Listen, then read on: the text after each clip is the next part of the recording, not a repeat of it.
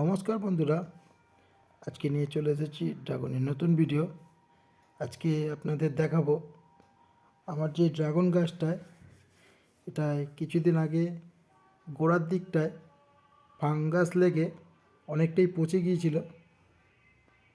তো আমি কি করেছি দেখুন। আপনারা যারা ড্রাগন করেন আপনাদের যদি এরকম কিছু হয়ে থাকে তো ওই রকমভাবেই এই জায়গাটাকে ভয় না পেয়ে পুরোটা কেটে বাদ দিয়ে দেবেন। আর এই মধ্যেখানে যে কাঠির মতো অংশটা দেখছেন সেটা থাকলেই যথেষ্ট। আমি এটাকে পুরো কেটে দিয়ে ফাঙ্গিসাইড লাগিয়ে দিয়েছিলাম। আর এর থেকে বড় কথা, আমার যে এই গাছটায় দেখুন কত রুট মাটির নিচে চলে গিয়েছে এখান থেকে গিয়ে। আমার যদি ওই ডালটা পুরোটাও পচে যেত তাতেও অসুবিধা হতো না। এটাকে আপনারা যদি এরকম কিছু হয়ে থাকে তো পুরো কেটে বাদ দিয়ে দেবেন, দিয়ে মধ্যিখানে অংশটা রাখবেন, তাতেই হবে।